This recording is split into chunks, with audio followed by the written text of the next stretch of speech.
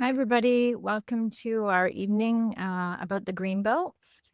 Tonight, we have a special lineup for you, going through a little bit of the history of the Greenbelt, why we're all here, and, we're in election, so we've got some important things to discuss. For those that are just checking in, you can enter where you're from, why you're here, into the chat, just so that we can all get friendly and understand where everybody's coming from.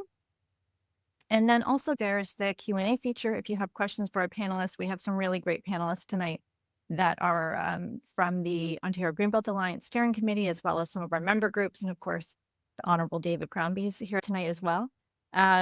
So I'm sure you might have some questions about the Greenbelt, about where we are, what we need to do going forward. So feel free to introduce yourself in the chat and put in some questions. The Ontario Greenbelt Alliance, people may not realize it's Ontario's oldest and largest provincial citizen alliance, and it's dedicated solely to the preservation and protection of Ontario's Greenbelt. Our member-based alliance works to grow the Greenbelt and safeguard it from sprawl, leapfrog development that threatens to undermine Ontario's Greenbelt.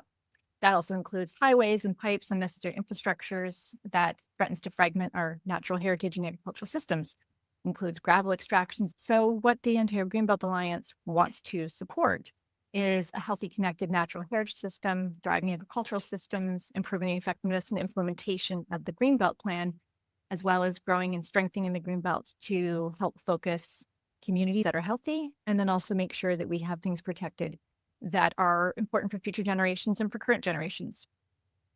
Next slide. Franz is in the background. You won't be able to see him until later, but he's managing the slides for me tonight.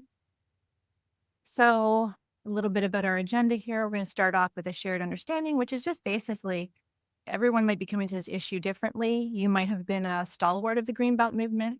You may know a lot about it, and there's others that are here that may not know very much and have only been involved in recent years. So we want to make sure that everybody has a good understanding of how we got to where we are today. Then we'll have a panel discussion about 3 different topics of where we've been, what we've achieved, why we need to protect and expand it. And then Franz and I will talk at the end about carrying the Greenbelt vision forward and how we can all work together. And then finally, there'll be questions from everybody that's on this panel. So we'll start with our land acknowledgement, and then we'll get into a little bit of the shared understanding.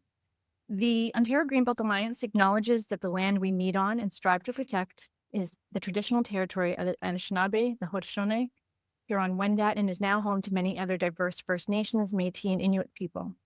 The area we now call the Greenbelt consists of treaty lands, such as the treaties of Canada, including the Niagara Purchase, Between the Lakes Purchase, and Collins Purchase, Head of the Lake Treaty, Toronto Purchase, Gunshot Treaty, Treaty Number 20, Saugeen Treaty, Treaty Number 82, Saugeen Peninsula Treaty, and Lake Simcoe Nottawasaga Treaty. It's important we learn about the history and continued presence of these treaties because we are all treaty people. While we acknowledge that the Greenbelt is a settler-imposed land use planning system, the Ontario Greenbelt Alliance believes it's an approach that can support our culture moving away from the land and water abuse most settler systems engage in and move towards one where all people can see the value of nature, water, species, and our shared agreement to have healthy water and lands for all. I thought it might be important for people to really understand the perspective of the Greenbelt. Now, this is from the Greenbelt Foundation on their history tab, so you can all go through the whole story on your own, but I just grabbed some screenshots so people could see. So 1973, we had the Niagara Escarpment. Bill Davis was the premier there, conservative premier. Franz, next slide. We fast forward to 2001, and we have the Oak Ridges Moraine Conservation Plan, which Debbie Crandall, who's one of our speakers next, will be talking a little bit about, or she was pretty keen having that piece of land protected. Next slide, please. Now you can see on this one, the brown spots are all of the urban areas, and you can see how much has grown in that time.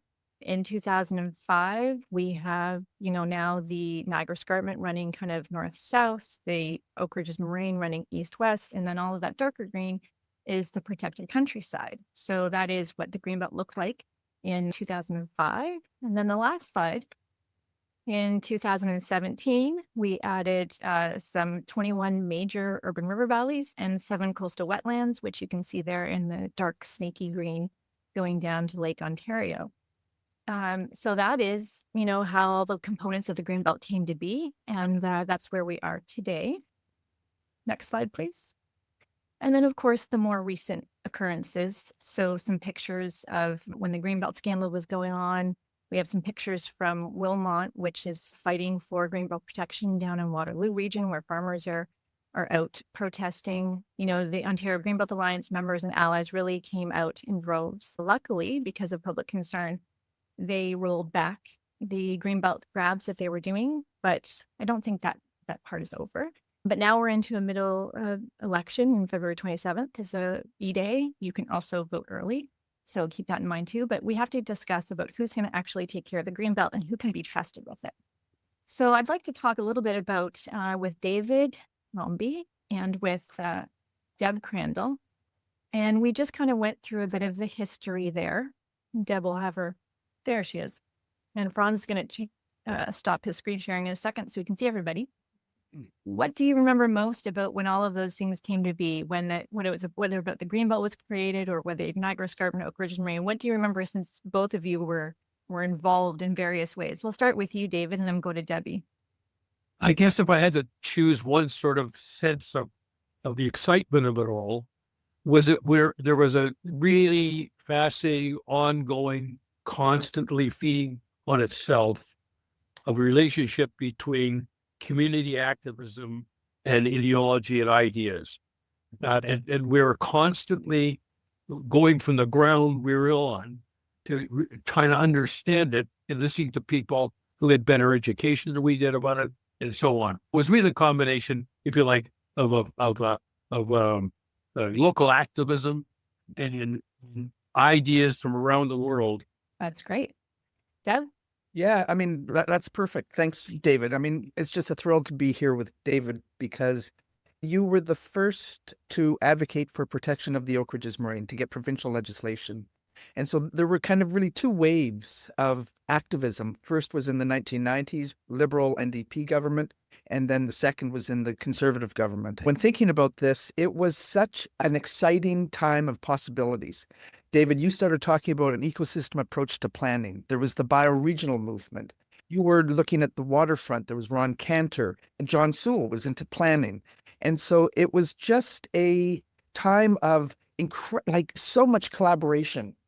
And we were all just kind of on the edge of something. And that was a Liberal NDP government. Then the second wave came along, and it was policy that was really rested on the basis of the science that was generated through the first planning study. So there was a natural heritage system database, there was hydrogeological groundwater. And so that really provided that platform. And, it's just so interesting now in such a cold, lonely time where there's just not the opportunities. They've just cut off all of these opportunities for us to kind of really get creative and thinking about strategies. So, I mean, David, you to me led the charge. You're always, to me, the Moraine/Greenbelt hero. We stand on the shoulders of previous generations.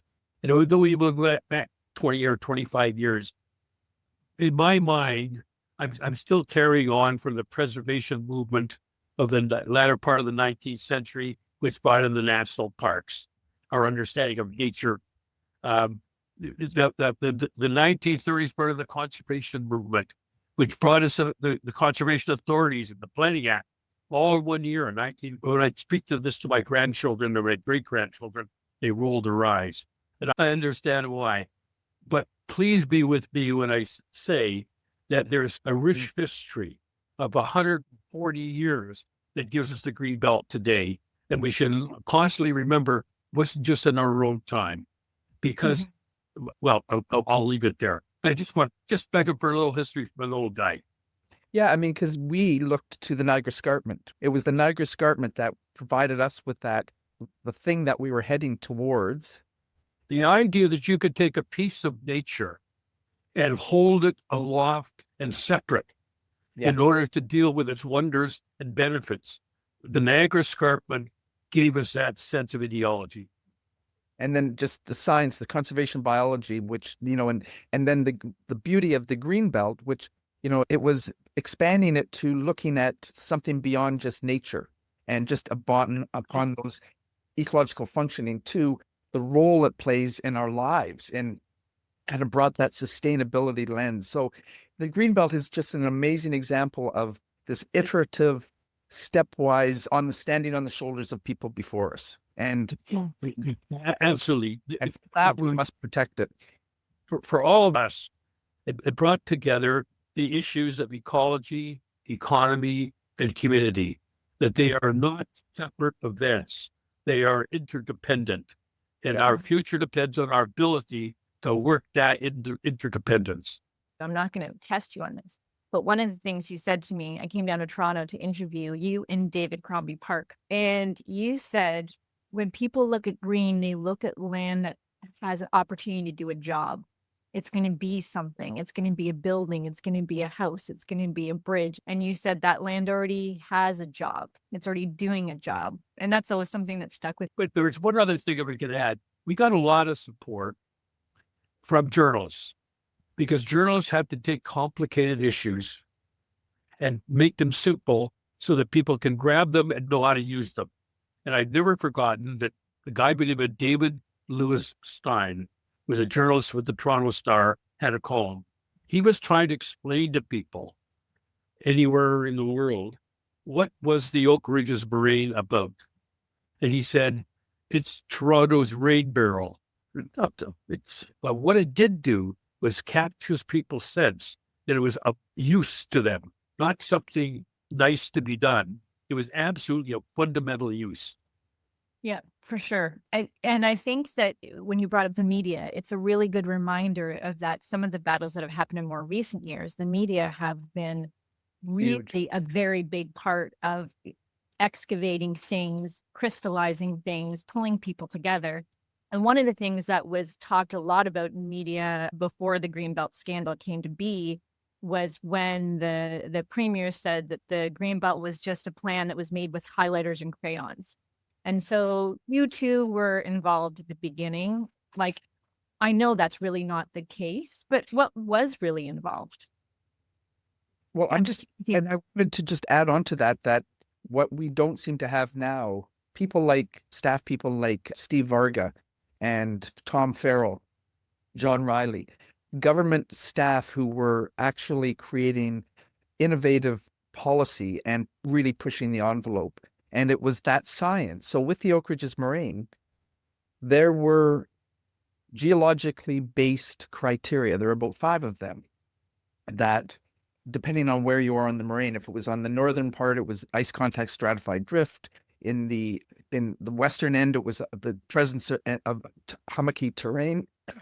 The contour line was used in the southern part to capture all of the headwater springs. So, I mean, the Oak Ridges Moraine and the Niagara Escarpment are based upon geological science-based criteria. And the Greenbelt, because of that human side of things, it's easy for people to say, oh, it's just a political creature. And in fact, that's just belies the importance of agriculture. It belies the community and the historic role that agriculture has played. So it's very easy for them just to discount it as being just a political game, when in fact, I don't believe it was a political game. What's your take on that, David? Do you agree with that? Yes, of course. I know Debbie well enough to know that I agree with her almost anything she says. The beat goes on. This is a nice thing to remember the 20 years, but the beat goes on. I had a session today. What are we doing with the rest of the Rouge Valley now that it's a national park? We gave birth, all of us gave birth to Canada's first national urban park. We understood finally that nature is not simply that happens out there, it happens in here. And so therefore it's about all of us. So when I hear Debbie going on about it, and when she speaks about it, she is speaking a truth that people who pay attention to the role of nature and ecology and economy all at the same time, they have a truth. And that truth is being borne out every day. Today, for example, we're still fighting the federal government on some aspects of the Rouge Park. What should be saved, what should not be saved, or where it goes. There's different views. So there's always a fight. That fight is going to keep on going. You have to hold on to some very fundamental principles. Ecology, economy, and community are interdependent. And Margaret, I just want to add to that, what we need to do, what we need, and where these ideas were born is having multi-stakeholder fora for us to debate these issues. And this election, we have to start pushing for that a little bit more. We have to either create those opportunities, but it's that multi-stakeholders having that different perspective where you're bashing stuff out. That's where you get the magic. Yes, me. Yeah. And it's easy having a conversation with you too, because you always segue right into kind of what I was thinking about. And both of you kind of mentioned it, and you started, David, with talking about the beat goes on. And being a relatively new organizer, I shall say, even though I've now got 15 years almost into it. Can you believe it? There were many people that joined the Greenbelt fight and were thinking that, I put my 3 months in, we do a couple protests and it's done. And then we're so disappointed when we found out that it's not done and there's more still to do. And even if we win that battle, there's still more to do. So, the Greenbelt has, as you're saying, both of you, is standing on the shoulders of a whole bunch of people and policy and cultural shifts and everything else. It has survived the 20 years. And if we want it to continue, it's going to require people. But it has survived so long and it has become loved by Ontarians. So what does it say to you about the Greenbelt and its importance to Ontario that it has gone through this gamut and so far come out relatively unscathed? I'll go to you, David, and then I'll go to Deb.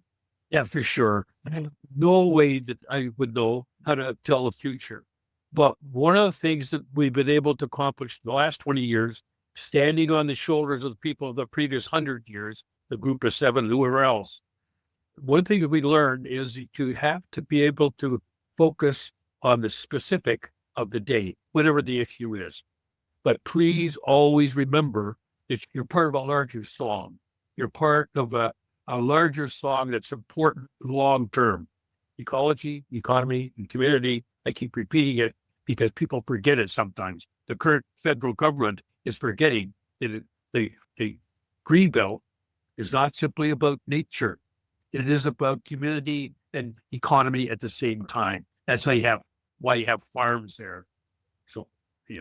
100%. Deb, I'll let you get the final word. We're going to move on to our story of the Greenbelt. The society is judged by the way that it treats its animals and the way that it views its rivers. And where we need to go and what's really going to enshrine this, if we can start to get a deep in our DNA, get these decision makers in their DNA to love water, to think of water as something that is it's not just something that flows or that it's waste. So we've got our work cut out for us to start to instill that deep-seated love of it, that deep-seated appreciation where it's, we don't tinker anymore. It's just like, of course, we're going to protect the water. Of course, we're going to protect the trees. And of course, we're going to protect the land that we grow our food on. And that's our next frontier. I'm tired of tinkering. And David, God love you you've been doing this longer than I have. Let's get some fundamental deep changes in our DNA. So. Thank you. Well, David and Deb will join us later on in the panel. And thank you for sharing your perspective on the history and how we've got here. I really appreciate listening to both of you. So thanks, Margaret. See you. Thank you. Stick around though, David. People might want to ask you questions at the end. All right, Franz, I'm going to send it back to you if you can get the slides up, and we're going to just do a little bit more, and we're going to move into a discussion with Tony and Ian here shortly. We want to talk a little bit about kind of where we've wanted to move for a while, and we're talking about it is what's kind of next for the Greenbelt. One more, please. All right. So as David kind of said about the marriage between ecologies, community, and an economy, the Greenbelt does a lot more than just protect some trees, although that's very important. So everybody is a little bit on edge, tariffs and what's going to happen internationally. I just thought it'd be important to talk a little bit about the Greenbelt and kind of the 3 major pillars that the OGA sees. It's not the only things that the Greenbelt does, but the economic security, like David was saying, it's not just about green space. It's also about sustainable local economies, 177,000 jobs. which is more than the auto manufacturing sector in Ontario, to be honest. 9.6 billion added to the Ontario GDP, reduces infrastructure costs, and draws 76 million visitors to it. That's all money that's going into local businesses around and in the Greenbelt. Next slide. And then food security, with trade issues, with supply management, distribution channels being kind of messed up, it's really important to think about the Greenbelt as a vehicle for food security. Protects 750,000 acres of agricultural land. Over half of Ontario's fruit acreage is in the Greenbelt. Over 10% of the vegetable acreage is in the Greenbelt. Again, contributes so much to the GDP and contributes $7.4 billion to the export industry. So all of these sorts of things make it very clear that the Greenbelt is also important for our current and future food security. Next slide is about water security, and Deb spoke so eloquently about the different components with the Oak Ridges Moraine. Many people may not know that the Greenbelt is responsible for providing water to more than 7 million Ontarians, protects 2 million acres, it's the world's largest Greenbelt, and contributes $3.2 billion annually to the ecosystem services. That's water purification, carbon sequestration, flood prevention, and in fact, $224 million worth of flood prevention annually. So when you stop looking at the Greenbelt as just one-dimensional and start recognizing that it is a tool that marries so many different things well that we all need. We all need food, we all need water, we all need jobs, we all need beautiful places, we need clean air. It is a melange of different things that is important for us. Just again, a little bit of history where I was actually involved was talking about expanding the Greenbelt, because if it does so much for what it already protects, thinks about what it could do for the lands that are no longer or currently aren't within its borders. So you'll see the image on the left. That was what Ontario Greenbelt Alliance members and their allies put together called the Blue Belt.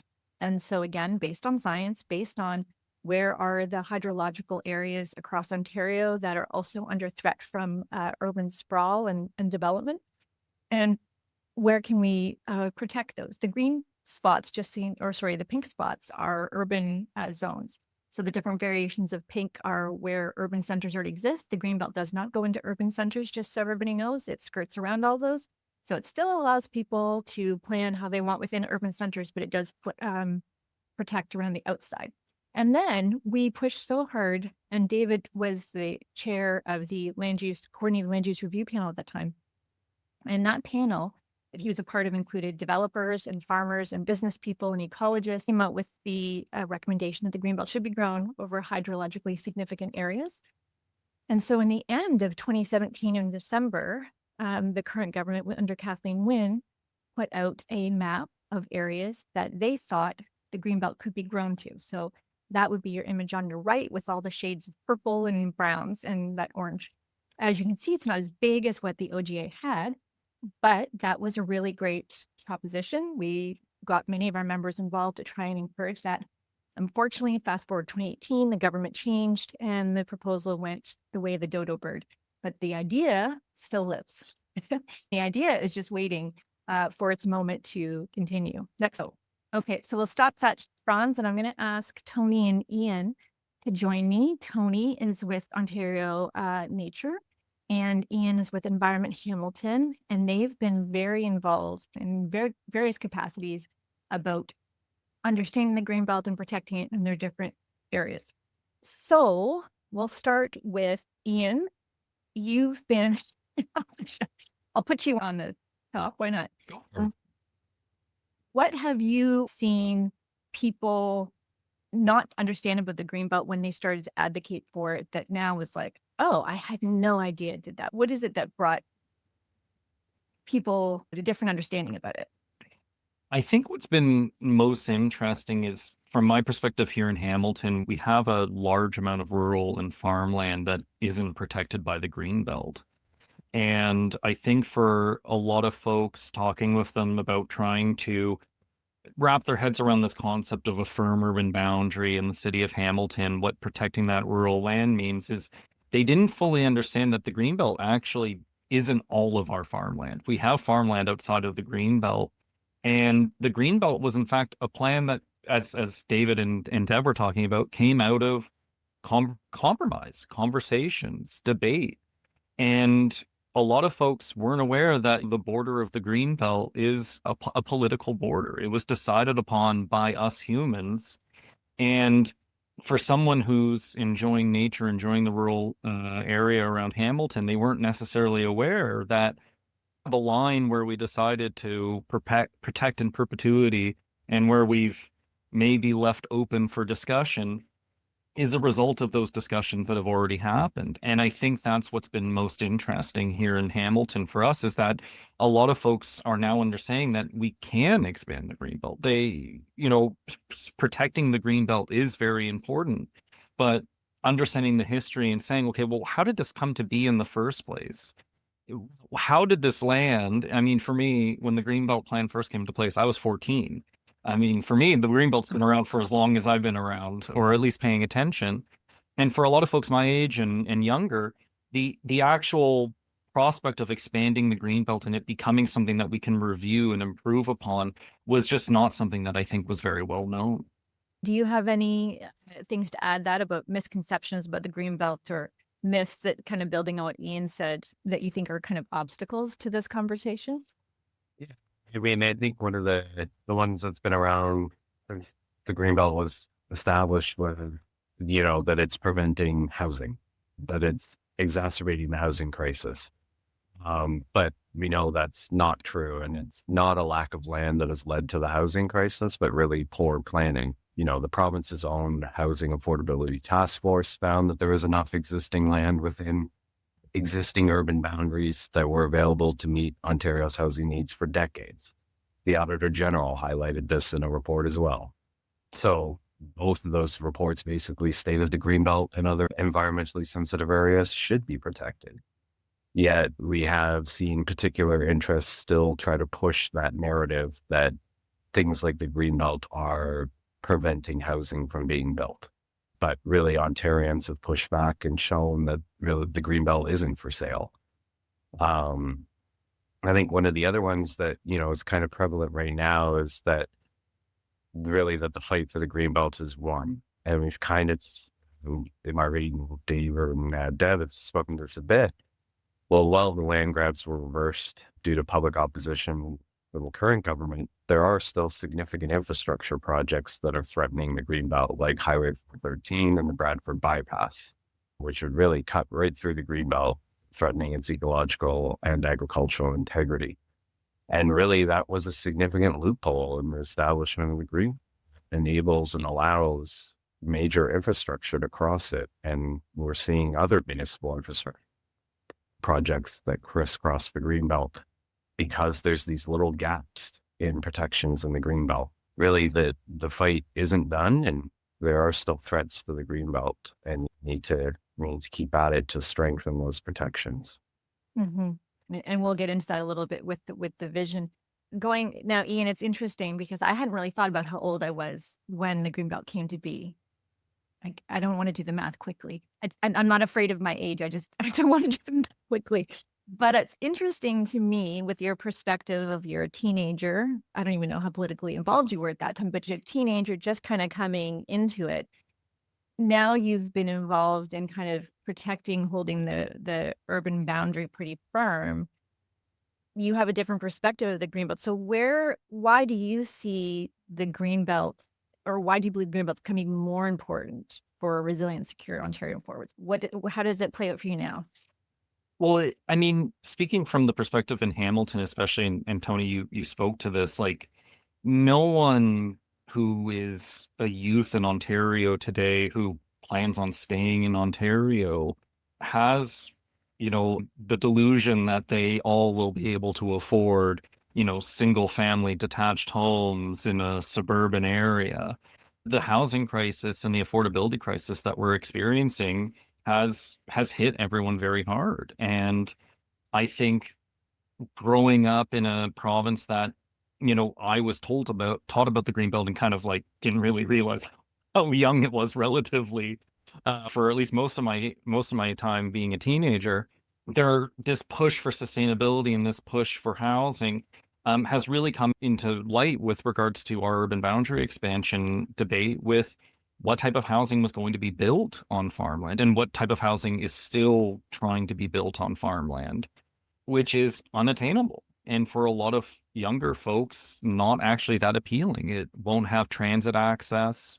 It'll be far away from infrastructure that already exists. It requires owning 1, 2, 3, 4 vehicles, depending how many children you end up having.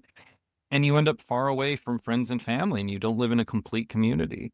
And on top of that, the housing that is being proposed to be built is going to take a very long time. And at the same time, here in Hamilton, I mean, we have buildings that are literally falling apart and falling down in our downtown core. And so for a lot of folks, and from my perspective, it's become so much more clear that we've really taken up the wrong priorities here in Hamilton with regards to housing, which is continuously building outwards. And for anyone who values the city that they live in and plan on building a life here, it really seems like, well, why would we remove, all the benefits that the Greenbelt and farmland provides us with regards to food security, flood prevention, and the like already built up environments to rot and decay? I think for a lot of folks, it's become very clear to them what the role that the Greenbelt does with that regard in particular. What about you, Tony, coming from more, your background with Ontario nature, how you've been involved with the Greenbelt? What do you see as why the Greenbelt's important for Ontario going forward? Bigger, stronger? Yeah, I mean, like Ian said, we are facing a housing crisis, but we also locally and globally are facing climate and biodiversity crises. And the Greenbelt really provides climate refuge and habitat refuge for numerous species at risk by maintaining those key natural areas and the connected river valleys. Over 700,000 acres of wetlands, grasslands, and forests are protected by the Greenbelt in a region that's lost over 90% of its wetlands and has limited overall natural cover. So, in the face of those challenges, the Greenbelt really provides a forward-thinking approach to planning that recognizes, you need to balance economic development, housing with environmental protection, food security, and all those things to have a truly resilient region for the long term. We're fortunate in Ontario to have abundant fresh water and some of the best farmland in Canada. That's not a given if we keep paving it over. Mm-hmm. And I had a interview with a local reporter the other day, and they were saying, well, what do you think about protecting Ontario and how people are responding to this tariffs? And I said, I think in some ways there's obviously a valid threat there, but also there's a little bit of politicking because you're talking about protecting Ontario, but really the policies that are coming out are about huge infrastructure projects under the 401. If you're really thinking about protecting Ontario, you're thinking of future generations, current generations. Do we have a land base to feed ourselves? Do we have protected water so people can drink? Do we have climate refuge? Do we have spaces set aside so that, to Ian's point, we can put more of our energy into where we already have urbanized places? And so it's a little bit empty for me when I hear that slogan, because I'm not hearing we want to protect the things that we know that we can't just create out of the blue. I'm hearing a lot of, well, I'm going to be the type of leader, or I've got a policy that's so removed from what people actually are needing and wanting to hear. Yeah, I mean, you hit it right on the head. That sort of short-term thinking is kind of what's led to the challenges we face. And, we really do need to think long-term and visionary and kind of stop trying the same approach to the same, definition of insanity, right? Doing the same thing over and over again, expecting a different result. So, the Greenbelt is a really forward-thinking approach to regional planning that needs to be enhanced and strengthened for the long-term success of Ontario. For sure. And I think as well, I would just say, the idea of protecting Ontario and protecting Canada, I think it means something different for the average Ontarian. And I think a lot of folks look at, I don't want to disparage the states, but I think folks look at the state of some things in some states, be it wildfires in California and figuring out the water politics of agriculture there and the specialty crops that they grow and the like there too. And I think what we ultimately want to do is have the continuation of the identity that we do things differently here. And I think a lot of that identity is wrapped up not in, oh, Canada, we build big infrastructure projects. It's, oh, Canada, we have like an incredible amount of natural beauty and natural resources that is worth protecting. And I think, hearing politicians use this language, it's not surprising, as you were saying, Margaret, but I think for a lot of folks, it is getting to something. Absolutely. Ian and Tony, thank you for the conversation, and please hang tight. We'll be starting Q&A in about 10 minutes or so. And if you have questions, thank you both. Franz is going to put the slides back up. If you have questions for any of these panelists, then please put it into the chat or put it into the Q&A section. It's not often we have advocates of this stature all in one webinar. So what I'm going to take you through is a little bit about what the Ontario Greenbelt Alliance sees for the vision of the Greenbelt, and something that David and Deb talked about at the time when the Greenbelt was created. There was a sense of excitement, of hope, of possibility, and it feels like that we're just holding on to the status quo. And I know times are hard, and I'm not trying to disparage anybody who's having a difficult time, but more about the political culture feels less about vision and ambition and more about how do I just get to the next majority government? How do I hold on to power, or how do I get power? And so what we wanted to do as a steering committee was to reinvigorate that idea that it's not just about expanding the Greenbelt. It is about having a land base that can actually bring us into a new economy, bring us into a new cultural awareness, bring us into new ways of being and relating to one another. So we have kind of like a three words slang: protect, strengthen, and expand. So obviously there shouldn't be land removals, those highway projects. There's already roads in the Greenbelt. We don't need to add more, and no land swaps. Strengthen, we could actually make it where there are rehabilitation targets. There's money put into the Greenbelt to help make those rivers and areas cleaner. We could put in stronger regulations to protect those assets that we know that are there. We could put more protections in for farmland or help that agritourism business grow. And then obviously expand. We have a lot of science. All of the things that we've talked about before and what the province suggested in 2017 was all based on science. It wasn't just a marker and a highlighter. And we're continuing the good process that David and Deb talked about at the beginning. So thinking about protect, strengthen, expand, and what that could, having such a large land base that's interconnected, that's protected, that provides our food, that provides our water, what could we do with that? Next slide, please. How we looked at it was, we've got 20 years strong, many more needed. But with proper support, Greenbelt can be Ontario's sustainable economic engine. What an amazing thing to think beyond the Greenbelt as something that gets in the way, but actually could be the support of an economic engine for Ontario that has sustainable jobs, that brings more agriculture together, recreation and tourism, that sort of thing. It can be our climate crisis life jacket. Tony talked about that as well, about the biodiversity there. We're going to need all of these intact systems to help us mitigate and adapt to climate change. It can be, if it was strengthened and protected and expanded, that thing that really helps us. We're not going to be able to defeat and stop climate change from happening. It's already happening, but it could be our life jacket. It could be our food security safety net, our nature haven. And as David said earlier, our natural rain barrel. These are the places, think about how lucky we are in the world to, one, have the largest Greenbelt. But what if it was bigger and stronger?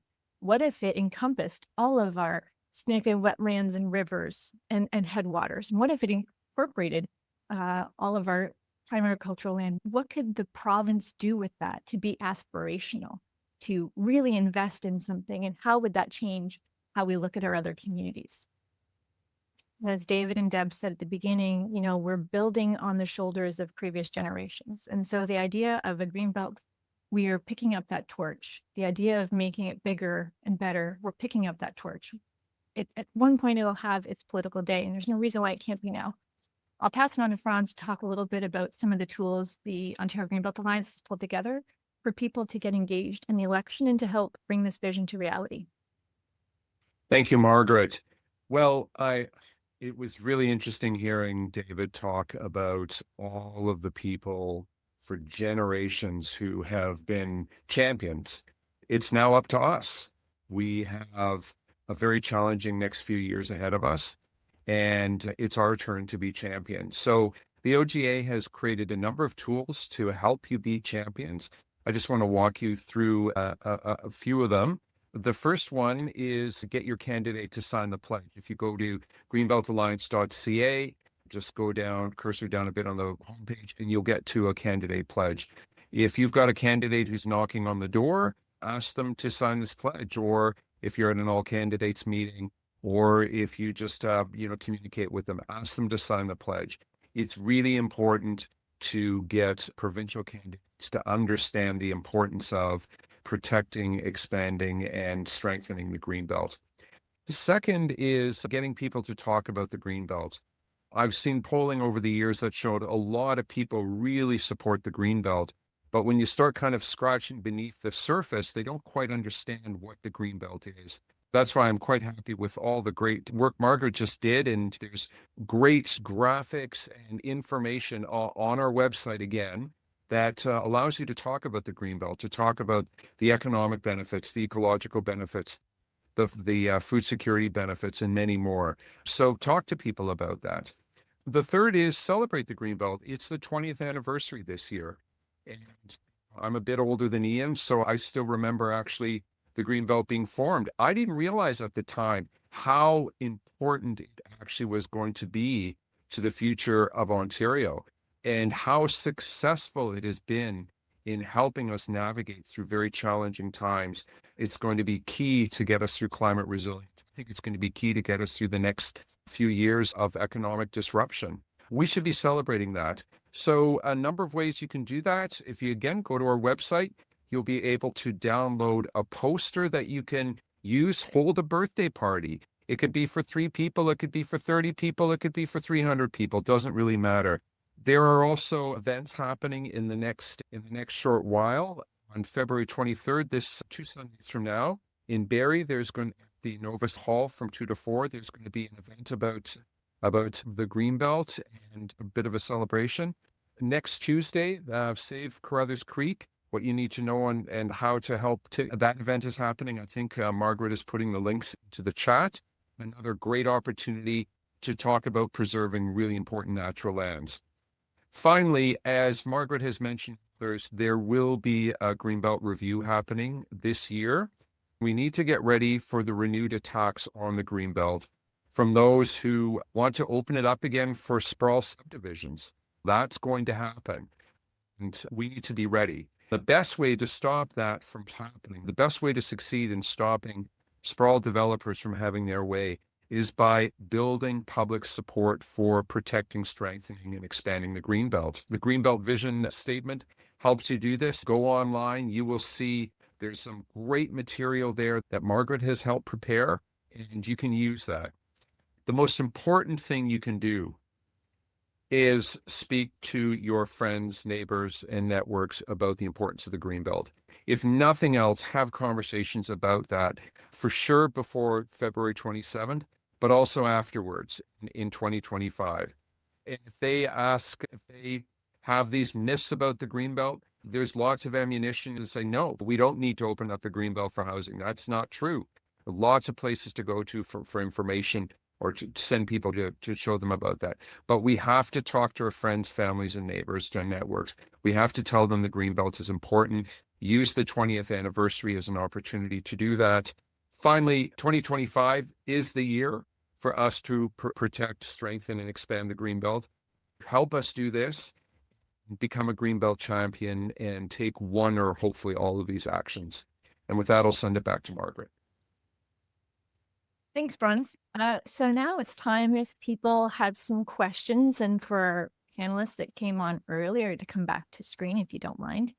I've gone through a couple of questions, and I'll just start with the one from Peter, and it says, it seems to me one of the most important functions of the Greenbelt will be to contain urban sprawl post 2051, when all the white belt has been fingered for settlement boundaries expansion. Do you agree? Yes, of course. It's absolutely right. Franz talked about it, touched on it a bit earlier. The necessity of dealing with the building of community is to have it done not to cause sprawl, but in fact to do it contained in a way that we can live together in community without going into sprawl that allows us to destroy both farmland and ecologically important land. So the answer is yes, no doubt about it. Anybody else want to chime in? Tony? Yeah, definitely agree. I think the thing too, we have to be cognizant of the other changes to provincial policies that have happened, like the elimination of a growth plan for the Greater Golden Horseshoe, which basically made it much easier within the Greater Golden Horseshoe to do urban boundary expansions in those areas. So that's part of, again, why the Greenbelt itself needs to be expanded. Franz mentioned the Carruthers Creek event. That's a perfect example. A donut hole in the Greenbelt that literally is surrounded entirely by Greenbelt, but it's a huge area that could potentially be developed, surrounded completely by Greenbelt lands. So there are gaps in the system. Absolutely. The Greenbelt plan is one of the strongest environmental plans we have left in Ontario now, because most of the other plans have been completely eroded. So yeah, Franz? And, we're going to be hearing a lot of it over the next few months. We have a housing crisis, we need to build everywhere and anywhere. For those of you on this call who do not know about the Alliance for Livable Ontario, we were created to kind of become a place to essentially bust that myth. So livableontario.ca has a whole bunch of resources that make it clear that we do not need to open up the Greenbelt. In fact, we don't need to put housing on natural areas, watersheds, or farmland, because there's more than enough room available within existing towns and cities. If you're talking to people and they bring up, oh, we need the Greenbelt for housing, just send them to Livable Ontario, and hopefully they'll very quickly realize that that's just a myth that's been perpetuated by people who will benefit financially by building sprawl housing in the Greenbelt. Ian?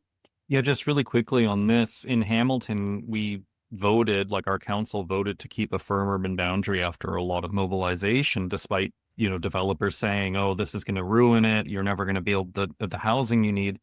And then in the meantime, we'll see what happens going into the future with Bill 185. But City of Hamilton, all of our housing starts, or all of the permits that the City of Hamilton have issued, have been for infill development. It's entirely possible, like for a city that does have this wide open rural land that we could develop, in theory, we made the decision not to. And then wouldn't you know it, all the housing that we've been approving has been the type of housing that we said that we would build. It's entirely possible. And the developers and folks who were saying that we need to expand the urban boundary were saying that this would never happen. And then once it started to happen, that's when we saw Bill 185 come in that allowed privately initiated urban boundary expansions. For sure. And Franz and I were looking at a news. We were potentially going to show this news clip from 2005 when the Greenbelt came to be. And there was clips of the then mayor of Vaughan saying, if the Greenbelt comes, we'll have nowhere to build. And I think anybody that lives around Vaughan or knows anything about Vaughan knows that it has not had any trouble building anything anywhere. So, a lot of fear mongering that worked out to be nothing. And I think we have to remember that these stories, this fear mongering, is going to be constant. And it doesn't mean that there's any validity to it, right? Anyways. Another question, and I'll throw this to you, Tony, just as you take a drink. What about the highways? Someone said, is there any chance in stopping the 413 and the... Yeah. I mean, nothing is ever a done deal, right?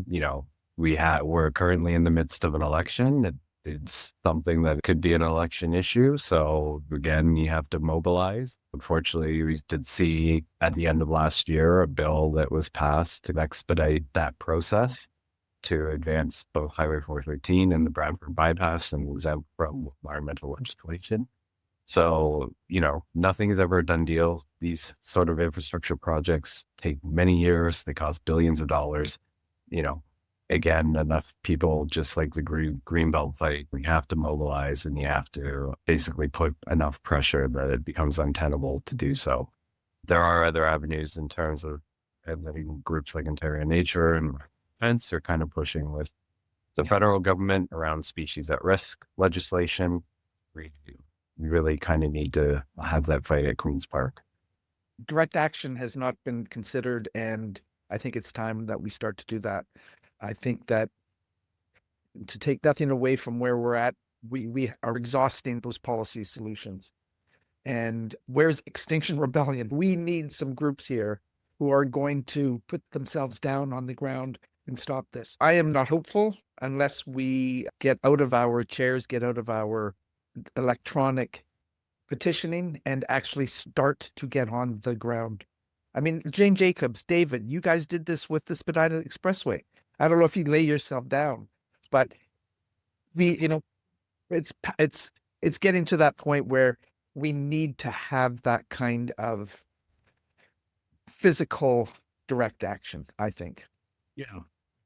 I agree with you, Deb. The thing to remember about 413 is it's not about the building of a road to ease up traffic. That is not what it's about. The purpose of 413 is to create a vehicle by which we create more sprawl. That's what it's about. And that's why some people in the land development industry have already acquired the land, because the cheapest way to make a lot of money is to have a change in zoning. If you build the highway, you've got an opportunity to say, well, we'll have them zoning that goes along with the highway. So being aware that the 413 is not about traffic and it's not about travel. It is about the wreckage of an ecological area for purposes of money making that have very little to do with the need for community housing.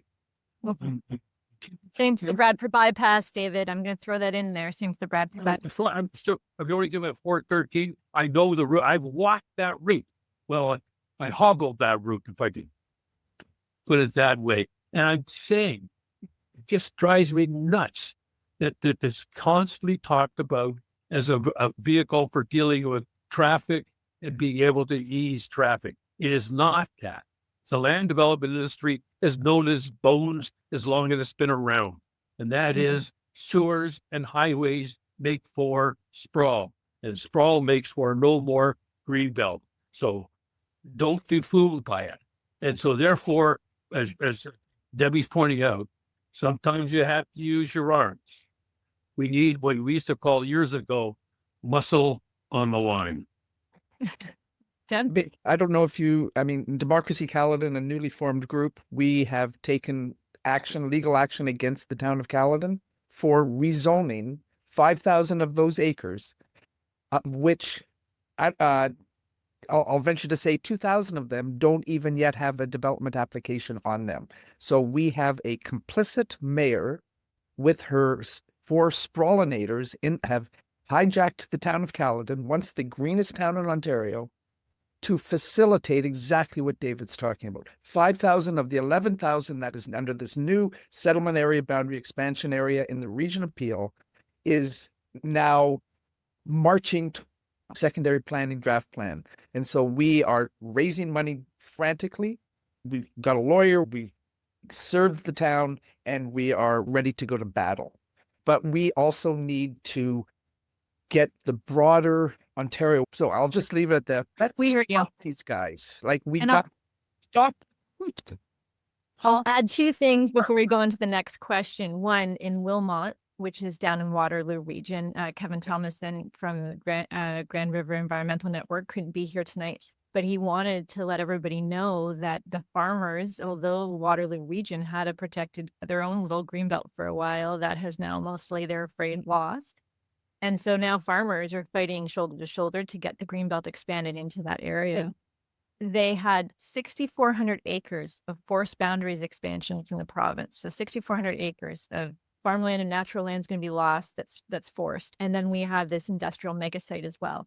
The other thing I'll add is that with the highways, that the announcements that keep coming from the government are more about show and less about the details. So we hear a lot of, our coalition works a lot about the Bradford bypass, because that's kind of in the Simcoe County region. right on the shores of Lake Simcoe through the Holland Marsh. And I hear lots of things like, oh, the highway's already started being built. No, they've done some early works, meaning they've dug some ditches and they've built an on-ramp, but there's no building of the highway. In fact, they haven't even finished designing it yet. So we're still a long ways away. And the same for the 413. They keep coming up with these announcements to make it sound like progress has been made. So it's too late to do anything. It's intentional, people. So just make sure that you're up to date on it. One of the questions was, if the Conservatives get another majority, are we worried about what's going to happen to the foundation, to the Greenbelt Foundation? Are we worried about what's going to happen to the future of the Greenbelt? Franz, do you want to start that one? Sure. The best way to understand a person is by looking at their past behavior.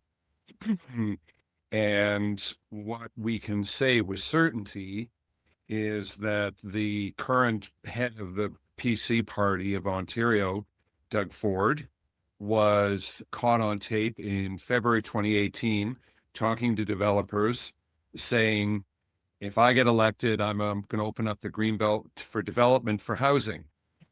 He tried doing that in December of 2018, the infamous Bill 66, as some of you will recall. And because of major pushback from the public, including actually a lot of municipalities, they had to stop that. Then, as you will remember, in June 2022, or just before the 2022 election, the premier started saying we have a housing crisis and we need to build housing everywhere and anywhere, and we need to open up the Greenbelt. And that's exactly what he did in November of 2022, where he announced they were going to take 7,400 acres out of the Greenbelt. And as we found out, I guess about 9 months later, from an Auditor General's report, this land, by doing this, it was going to make a very small number of developers increase their land value by well over $8 billion. So, and then the premier said, okay, I made a mistake. Well, he's now promised 2 or 3 times not to do something, and he then broke that promise. So I expect him to do the exact same thing if he gets reelected. I would love to be wrong. I would love to think that the premier has finally learned that Ontarians love the Greenbelt and that he shouldn't touch it, and that it's an important, valuable asset, especially with what's happening down south. But I fear he won't do that. And I fear he's going to cave in to the very powerful land speculators and developers who he's been listening to for the last 3 years. He has decimated land use planning policy in a terrible way. Bottom line, expect him to attack the Greenbelt. He's a skilled politician. He won't do it directly, but he will do it indirectly. I'm wondering, Mr. Crombie, since you've had a lot of experience with different governments of different stripes throughout your tenure, combined with what Franz was saying, but another question about the erosion of democratic participation, strong mayor powers, MZOs, all that sort of thing. Do you think the Greenbelt will be attacked again if there's a majority government or if there's a different government? What does your grand vision seem to say? Thanks very much, Margaret. I guess a couple of things. One, it's been my experience over the years, no matter which party is forming the government, they're always subjected to the pressures from those who have a self-interest in land use development. And that's been, I don't care whether that's been an NDP government, a Liberal government, or Conservative government. I think those who argue that the current Conservative government has been by no means friendly to the Greenbelt. I might say that recently when we celebrated NOLA Airport on the Rouge Valley lands and all the lands to go, those were carried out, I might say, the 4 or 5 people that I was engaged in all these years, they're all Tories. Okay, the Tory party has changed over the years. You don't. I think if you calculate your strategy on the basis of who's going to win the election, the next election, it may be a short-term breather for you, but you're far better off to carry the same argument no matter which party. So I can tell you for sure that what the Tories have done in terms of the Greenbelt, most of them today, and not the old Tories who brought in the Greenbelt. By and large, I remind you, The Niagara Escarpment was brought in by a Tory government. The Oak Ridges Moraine was brought in by a Tory government. So there is roots there that are still being used. So don't put your eggs into that party's going to deliver us, that party won't. It'll be a momentary thing. Keep up the fight for the Greenbelt. I don't care, left, right, or center of the political spectrum. Our cause of bringing ecology, economy, and community together in the Greenbelt. That's the fight. And anybody who comes along, right or wrong, at the end of any campaign, fight them for that, or go with them if they support it. Well, I don't think anybody could end the webinar better than that. Oh, David, Always on point. We're going to call it a night, folks. And I know we didn't get to all of the questions. We got to most of them. I hope that everyone that attended got something out of this. This will be recorded. We will be posting the slides onto the Greenbelt Alliance website. Give me a couple of days. And thank you to all our panelists, Tony, Ian, Franz, David, and Debbie. It's been a long time since seeing you, Deb, but it's nice to see you again. Just remember that advanced voting starts February 20th, goes the 21st and the 22nd. You can if you need a mail-in ballot, you have until the 17th to register. You can go to elections.on.ca to get that. And voting day is February 27th. So as Franz said earlier, what's important is making sure you talk to people around you. And as David said, this battle is not won or lost by who gets the next government. It's just the conditions we're organizing under. This battle doesn't end with one particular government. So please get out and vote. Get people to vote with you. Get them talking about the Greenbelt. And for future generations, maybe there'll be a 40th birthday party. Maybe some of us will still be around for that. Ian probably. Debbie and I will cook. We'll have a 40th birthday around the. So thank you to each of you, and thanks to all of our attendees, and we hope you enjoyed it.